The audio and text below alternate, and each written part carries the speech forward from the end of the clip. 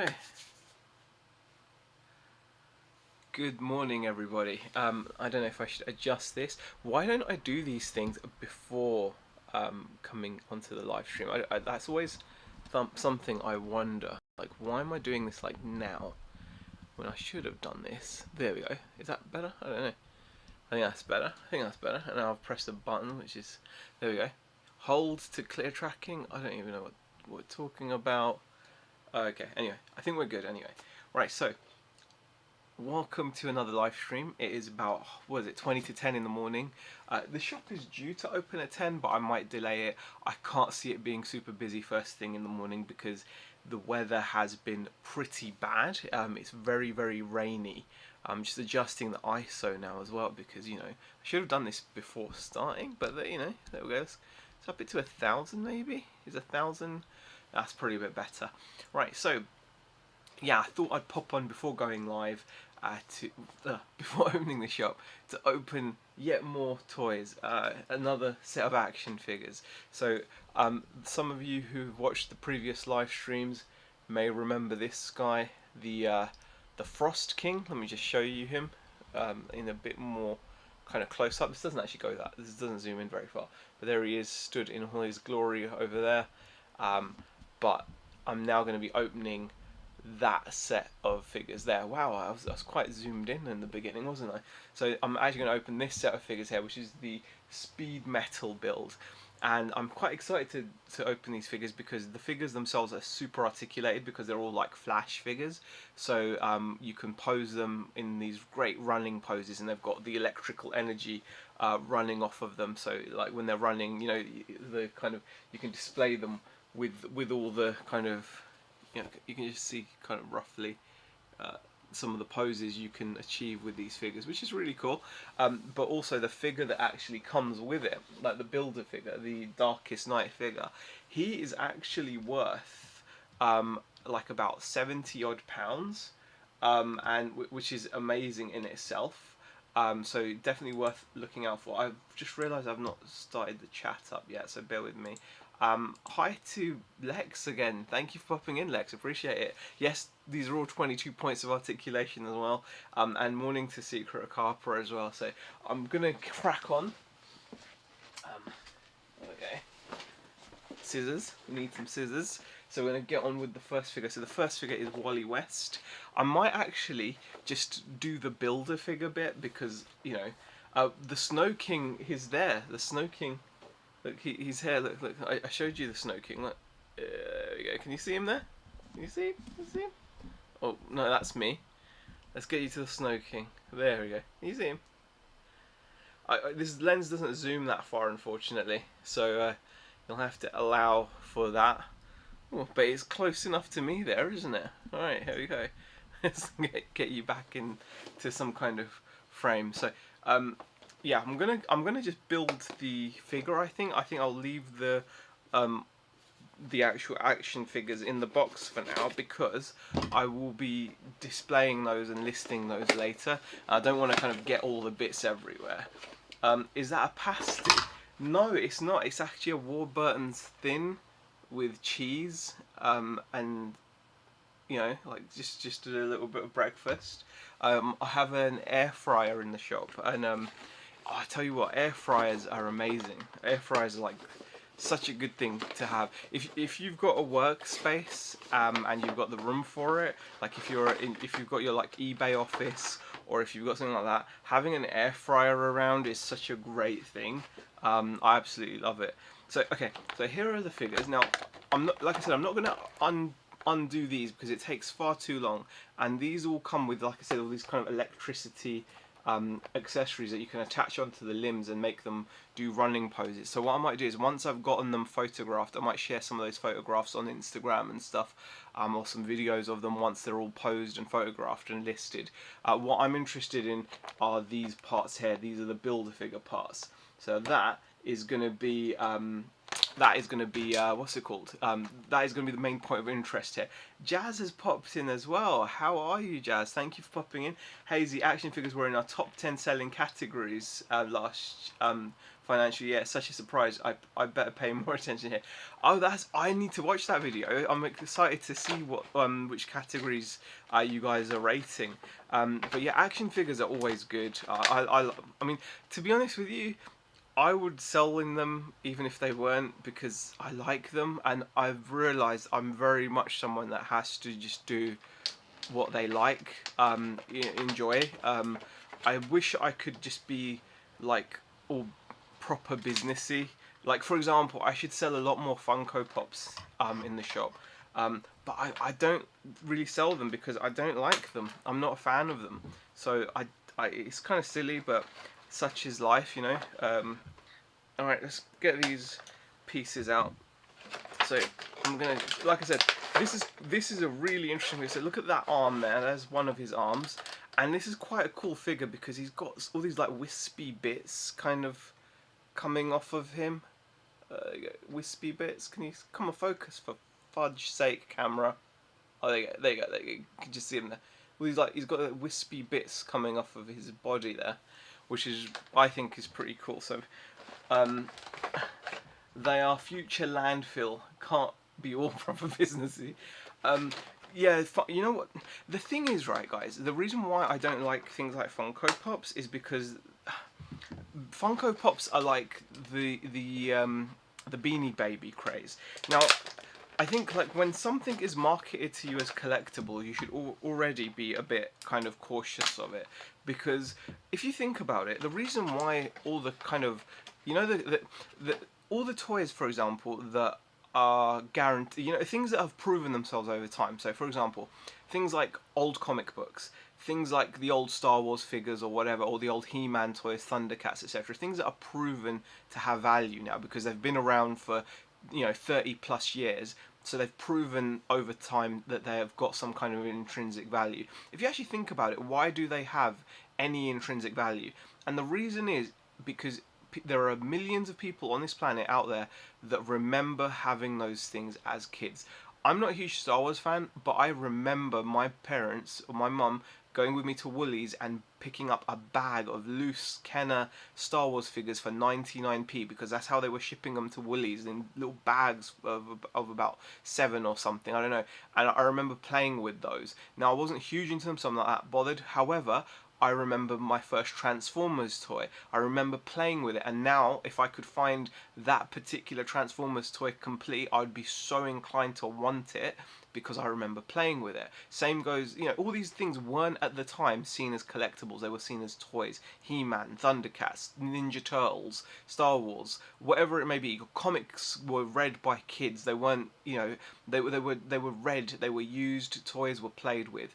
Now we've moved on to the stage where people are buying these things, these, for example, Funko Pops, which, let's be honest, they're ugly, they've got no detail. I really don't see the appeal of them. They're such basic things. There's like no detail. Like there's more detail in this one arm than there is in every single Funko Pop in the world put together. They're just really crap, really, aren't they? But also, to make it worse, is where's the memory? Like, even if you bought your first Funko Pop, what's your actual memory? Where's your memory of buying it from the shop and then putting it on the shelf? You're not gonna have that attachment, you know. It's not like your favorite teddy that you had and you carried with you for many years. It's just literally always been something that you keep in a box, you buy a little protector for it or whatever, and then you just put it on the shelf. Where is that connection? And I think the thing is, over time, when people don't have that memory to go back on, it's like, where's the intrinsic value? Where's the nostalgia factor for you? Because your memory is going to be limited to it being sat on a shelf. It's just going to be a display piece forever and always. So I kind of feel like it limits its future. Like it's kind of like that whole thing with The Incredibles. You know, when Syndrome says, you know, everyone will be super, then no one will be. It's the same thing. Like, people are so desperate to make everything collectible. Everyone wants to keep everything in the box now. Like, people come to me and they'll be like, oh, if I keep this in the box, will it go up in value? And I just tell them, you know what, there might be some things in this shop that in a few years are going to be worth 10 times what they're worth now, but 99.9% of them won't be. So just buy it because you enjoy it. That's why I'm very much an open box collector, because I like to pose and I like to photograph my figures. I like to look at them. I like to hold them. I don't like them just that does nothing for me. You know, like the people literally hang these on the wall. People stick them to the walls. Not for me anyway. But yeah, that's just my personal. But I don't want to go on a rant. But you know, you can collect anything. Jeffrey Dahmer collected body parts. Doesn't make it worth anything. Very true, Lex. Secret Cup says so true. But I got a small collection of Funkos. The Goonies and the Kingsman's ones. If you enjoy them, Secret Carper, then enjoy. That's my point. Like, enjoy them. If you get some enjoyment out of them, great. And if they happen to go up in value, great. But I think the problem is a lot of people collect a lot of and it's not just Funkos. You can apply that to these figures. You can apply that to. There's people that collect these and stack them up. There's people that collect NECA figures. So you can apply it to pretty much any modern toy. Even Marvel Legends, people will just buy them and box them and hope that they're going to go up or whatever.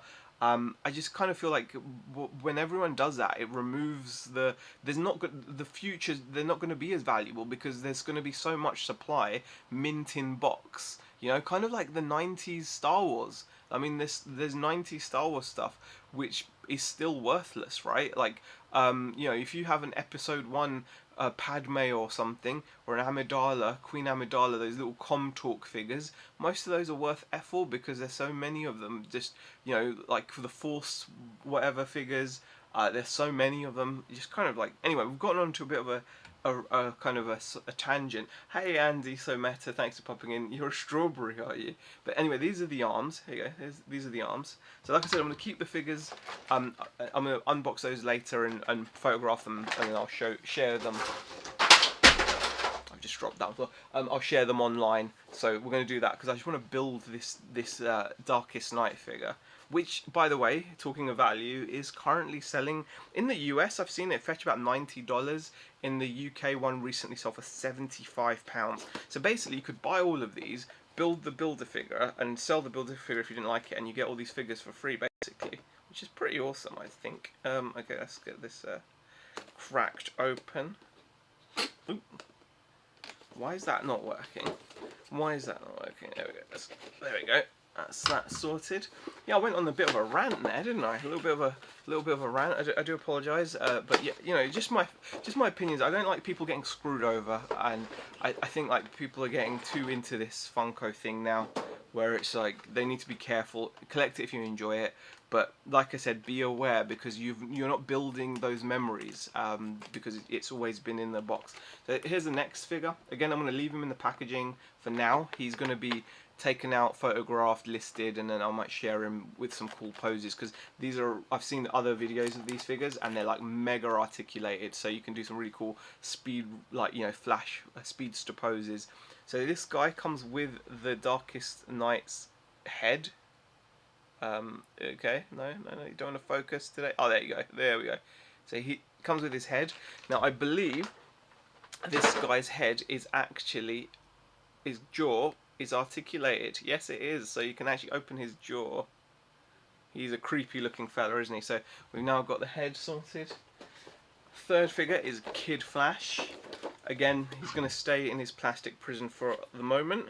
This video is more just about building the you know, the kind of figure, so I can stand him next to my Frost King, you know. Hi Leanne, thanks for popping in, appreciate it. Okay, that's so this guy comes with the torso. Now this one's going to be a lot easier to put together. I'm guessing it just looks like it's going to be a much easier figure to put together. I think the Frost King was just abnormally difficult, but I think these guys look so easy. I'm hoping that's not going to be like me kind of jinxing myself. That would be kind of funny if I jinxed myself. That would be kind of sad. Okay, so here is the torso. Look at that torso. So he's got a natural hunch. The torso is naturally hunched. You see there's got a spine running down there. And again, he's got all these cool wispy bits coming off of him. You know, can you see those there little wispy bits? I think those look super cool. I'm really looking forward to putting this guy together. I think he's going to be quite awesome. The final figure in the wave is Barry Allen, and he's got the legs, so we need the legs. I hope the legs are easier as well, Lex. I kind of feel, like I said, I feel the Frost King was an outlier, because I did build the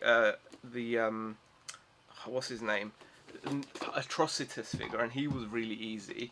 It's just the Frost King was really difficult for some reason, so I'm guessing this guy's going to be really easy to just clip in and go. I think this is not going to take us any time whatsoever.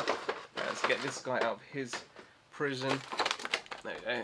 Figure is the figure with his effects, and there's the legs. That's the legs that we are after here.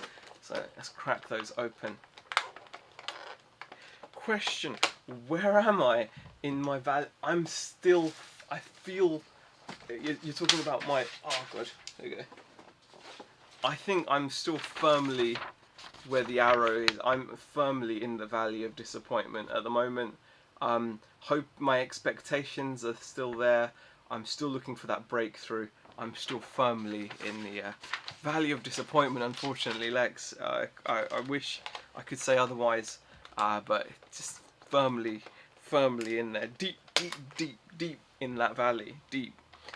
But I'm always hopeful, and more than that, I'm feeling motivated as well. I'm feeling pretty. At the moment, I'm feeling pretty good, you know, because I'm just working hard, trying to work smart as well, because obviously it's not just about hard work. But you know, I've got a goal. You know, I really want to grow my website. I really want the shop to be the thing. The more I think about it, that's really what I want to do. And I kind of always feel like if you focus on what you're passionate about, and I've been speaking to other people that are in a situation I would like to be in, or in a similar situation, and they've broken free, like off the shackles of eBay.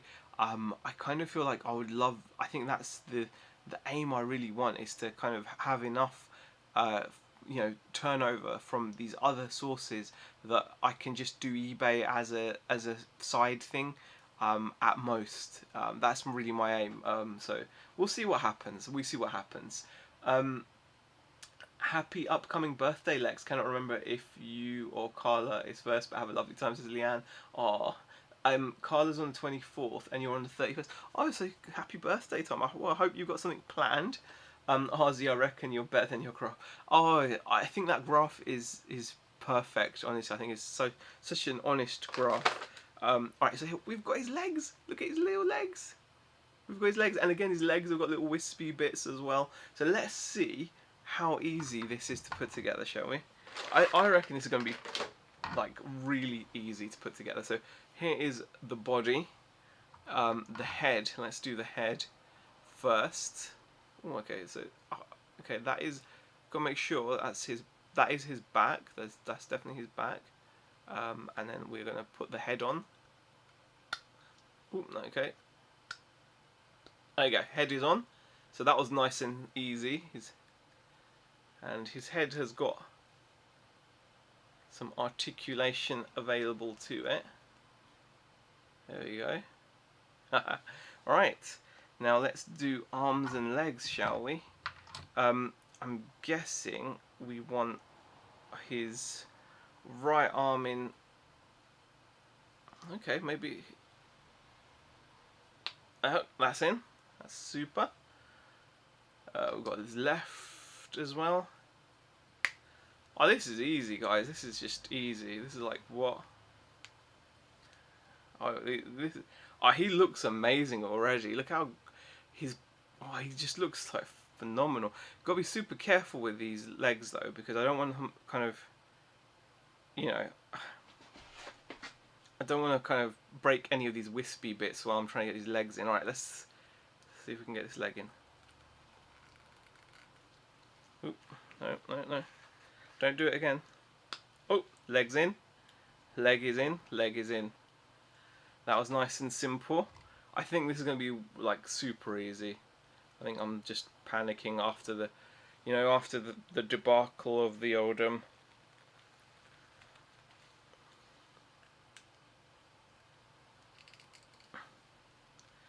of the old Frost King. There we go. We are in. That was so easy. Look at that. That was really, really friggin' easy. Okay, so here he is. He's quite an amazing bit of plastic, really. He does have that kind of ghostly vibe because of the wisps, and the some of the plastic is just black, but then you can see some of the plastic is translucent and like purple, like it's horns there, and he's a creature of nightmares. From what I've seen, this gentleman is the final form of the Batman who laughs. So I think this is like the final form that he takes. I'm very nervous about kind of just bending him and moving him around though, because he feels really kind of like the plastic doesn't feel cheap, but it feels, oh no, it's because it's on ratchets. It's actually okay. Wow. I hope I've put his legs on the right way and stuff, because I think he's just designed to look really hunched and wispy. I think that's really, really cool. Yeah, the leg is in. The leg is in, guys. Thank you, Jazz. eBay, such a great side hustle and such a demanding main hustle. eBay is my side hustle. I just don't have a main one. Yeah, I think it's just I think that to do it, I think the problem is like it all comes down to how you're sourcing. I think it really does. I think if you're sourcing in certain ways, I think eBay is amazing. And we've seen that like firsthand ourselves. Like, but I think right now as we're sourcing, it's not. I just don't think it's the right platform. I kind of feel like you need to be buying a lot of liquidation maybe, and things like that to kind of maximize stuff. But you know, that's just my opinion. I'm probably wrong, but you know, just saying.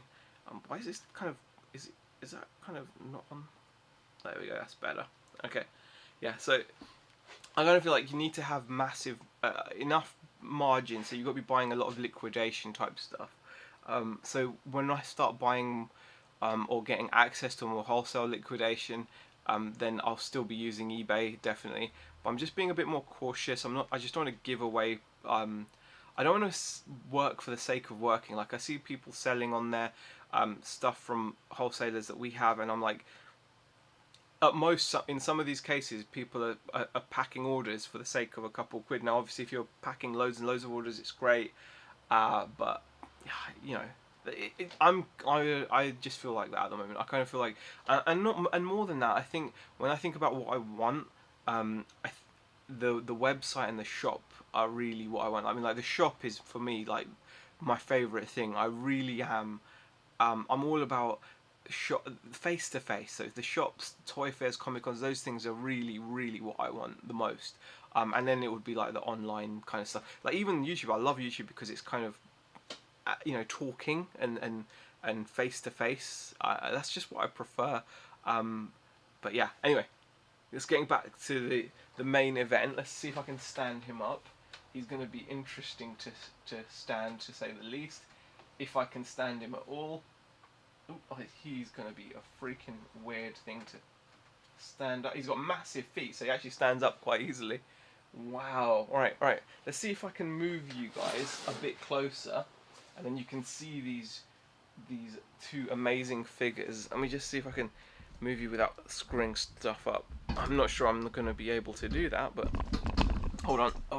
Let's make the legs narrow. Bring you out here. There we go. Alright, so we're gonna just bring you close. There we go. Right, well, close-ish anyway. There we go. Look at those guys. I mean, seriously, just look at them. I mean, they're absolutely. I think obviously because they're both the same, it's hard to kind of obviously get the scale. You know, the scale is not going to be as easy to. You're not going to be able to get the idea of the scale of them because they're both large. But if you hold on, I could get a small figure. Bear with me 1 second. Ooh.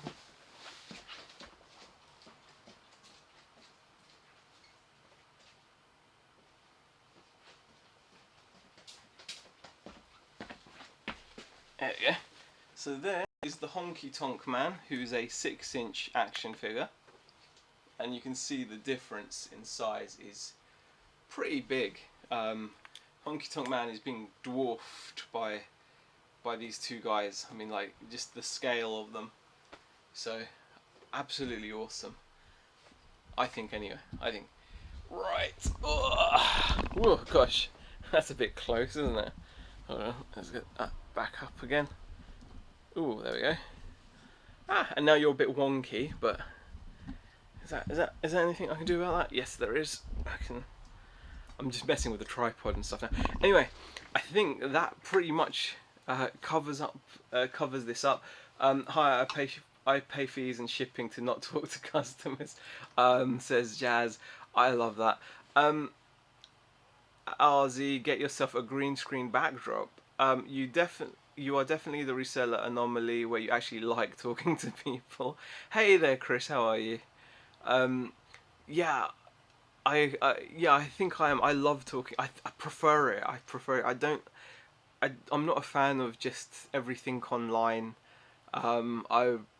Yeah, I think it's just something in me. I prefer it. I much prefer it. But yeah, figures are amazing. Absolutely love how they look.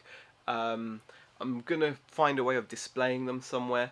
But I really love these giant builder figures. So anyway, I need to get on and open the shop. Hopefully the weather won't deter too many people, but even if it does, it doesn't matter because I'm going to be doing a lot of socials and stuff, so hopefully keep things ticking along online. And I will see you guys in the next video or stream. Thanks for popping in. Bye. Ooh, I've said that and I've not pressed end stream yet. Yeah, so this is the awkward bit.